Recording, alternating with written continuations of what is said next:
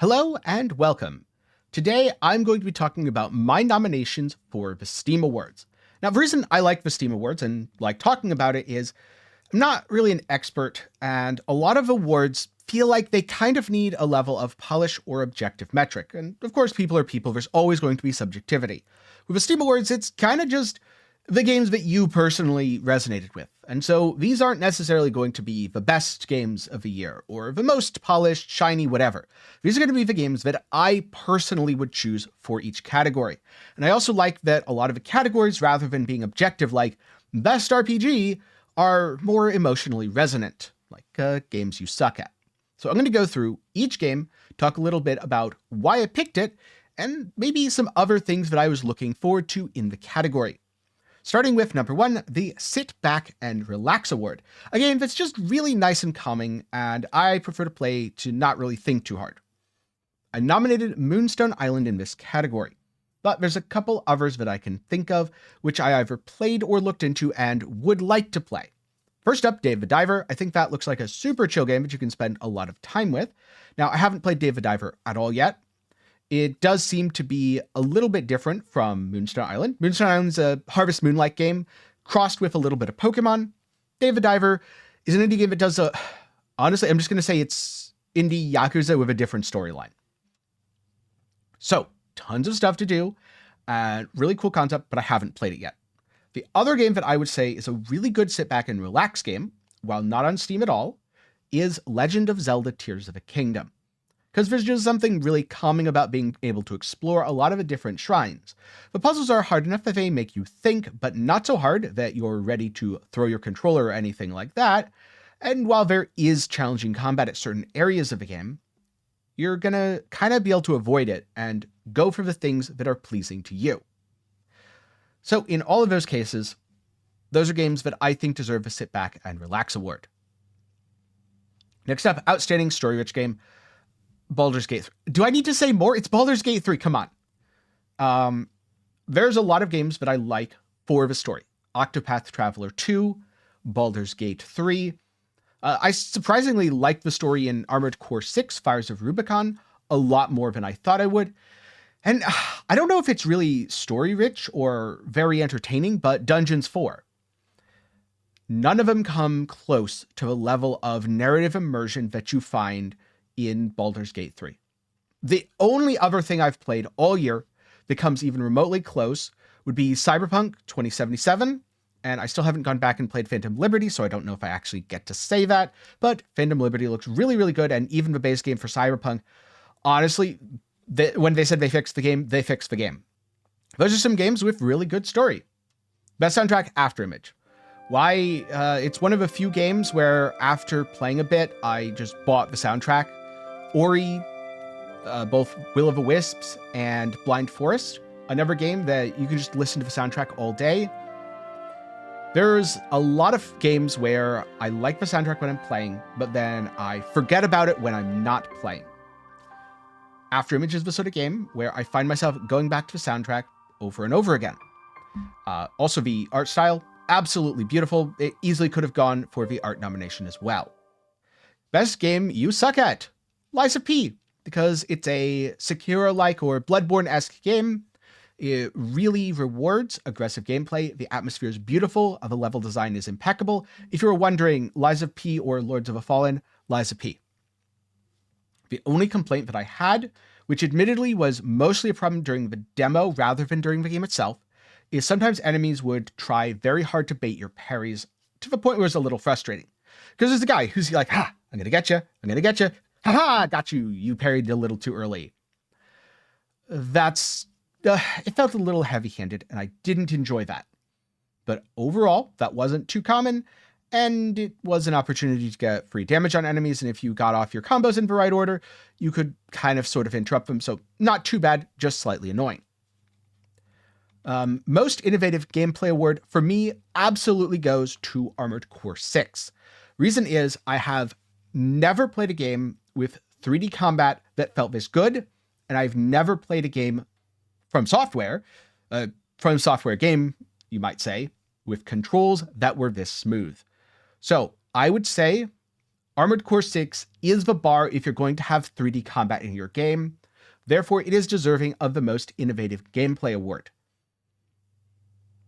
But there's a lot of ways to look at innovative gameplay.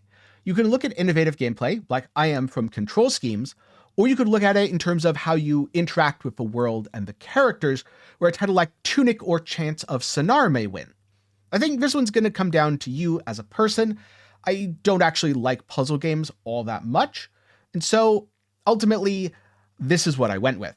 Oh, and just to go back, because I didn't really talk about alternative games in either Best Soundtrack or Best Game You Suck At.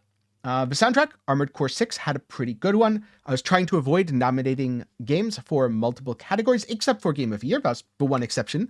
And I don't know, maybe that's a stupid rule, but it's the rule I set for myself. Another soundtrack that I quite liked is Dungeons 4. It ended up getting a little repetitive after I'd played the game for, 20 plus hours, but it went hard at a start and definitely brought me into the action. For Best Games I Suck At, the other two that come to mind, I think Neon White was 2023. I can't quite remember. And if not, then another game I played a little bit of, admittedly, I only played the demo, Ghost Runner 2. I sucked at that game a lot my first time through. Then I got into a flow state and it felt really good. For Most Innovative Gameplay, the other thing in this category that, honestly, maybe I should have just nominated instead, but I haven't played this outside of a demo, is Sea of Stars. It takes the JRPG foundation and reimagines it in cool new ways. A lot of the gameplay mechanics and level design feels very modern, but at the same time, very, very, very nostalgic. So I think Sea of Stars does an absolutely wonderful job, and my backlog is too long, but I need to get through more games. That makes it sound like I'm in a rush. I play a lot of the games I play for like 20 to 60 hours. I don't get through them very quickly. I tend to stop, take notes to make videos, gawk at the content, but yeah. There's a really interesting design dive on the water level from Sea of Stars. Very cool. I'll leave it down below. It's from the channel Second Wind, which if you like what The Escapist was doing, The Escapist did big dumb corporation things, or the Gamers Group did. And so now all of the creative talent there is working at Second Wind and founded their own independent company, which is really cool. And they've done some awesome stuff. So I'll link that below. Next, Outstanding Visual Style. Nothing for me is more distinct out of all the games I've played this year than the Octopath Traveler series. Triangle Strategy as well on the Nintendo Switch. They just look a certain way, and it's kind of a modern pixel art style, but not in the indie game way, almost in the high fidelity or high effort way, which I think will age beautifully. Another game that I absolutely nominated in the past for this was Hades. Hades has a beautiful style. Supergiant games in general stylize their games really well to the point where you can play it now or 10 years from now and it'll kind of look the same. Another game that's done this very successfully and been very long lasting with it is Torchlight. The original Torchlight's from 2009. I recently played it, and yes, the textures and resolutions do look notably outdated.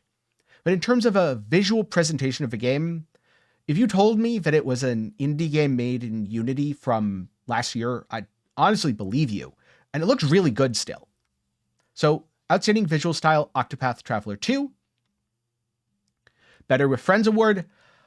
I tend to play most games solo. I don't play that many games with friends, but the game that I played, which I jumped into and had a lot of fun with, was Dark Tide. Because you can go through and the NPCs are okay. I never had a lot of fun in Vermintide with the NPCs. It was always okay. But you know what? Be it one friend and two NPCs or a full 4-man party, if you're playing Vermintide or Dark Tide or any of Fat Shark's games, just do it with friends. It's better. Other games that I played with friends this year, that's kind of a hard one. Because, again, I play most of my games solo. I guess Risk of Rain Returns would be the only one that really comes to mind. Because I didn't, after the first couple hours anyway, I didn't really enjoy the single player or solo experience for that. But it's the sort of thing where you get a 4-man party and you will be blasting. Best Steam Deck game. I skipped this. I don't have a Steam Deck. Labor of Love. Oh, there's so many games. And I don't know, maybe it's just because I've been privileged enough to talk to some game devs and see how much they like working on things, but this was a hard one for me. Because I can think of several games that I've played a lot of, like Last Epoch, Torchlight Infinite, and Grim Dawn, all of which are labors of love for the developers making them.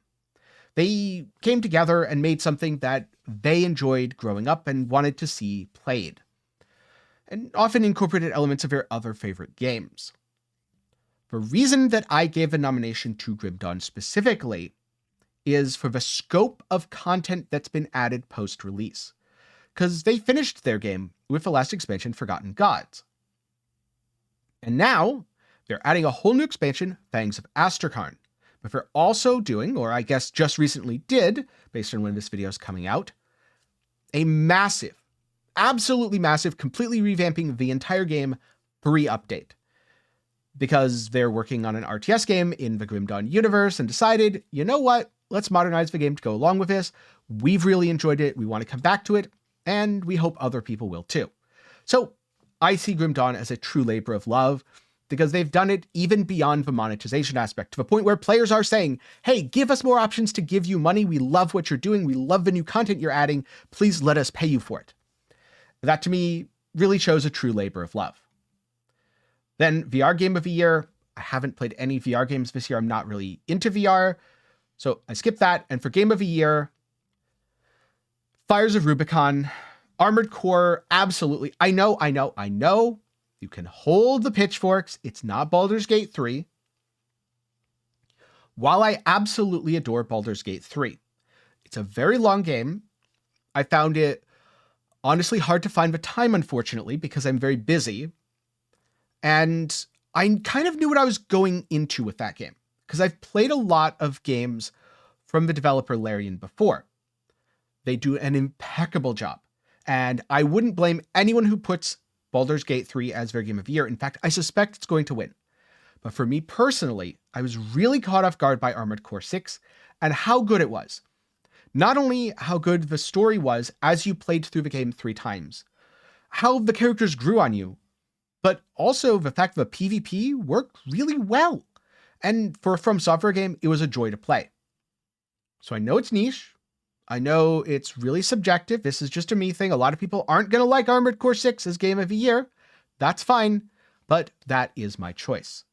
And so those are my Steam nominations for the Steam Awards Game of the Year. But I'm curious, what are yours? Which games do you think will win in each category? Feel free to let me know down in the comments below. And I might do a little follow-up with this after some games win, kind of going over what I think of the actual winners and whether or not I agree. I mean, in most cases, it's probably going to be Baldur's Gate 3, as I expect that game is going to get nominated for every single category. But I'm looking forward to see what people pick, especially reading about it down in the comments below. And of course, get subscribed if you want to see that follow-up. Maybe leave a like while you're down there. That's it for me today. Thank you very much for watching. If you're enjoying the gameplay that you see on screen right now, it's from a game called Death Must Die that I recently dove into and had quite a lot of fun with. I'll leave a link to some of my videos on that up in the card and down in the description below. Now, before I go, special thanks to my patrons and channel members for the continued support. For as low as $1 a month, you can help make videos just like this one possible. That said, thanks for watching. Hopefully you found this interesting, and I'll see you again sometime soon.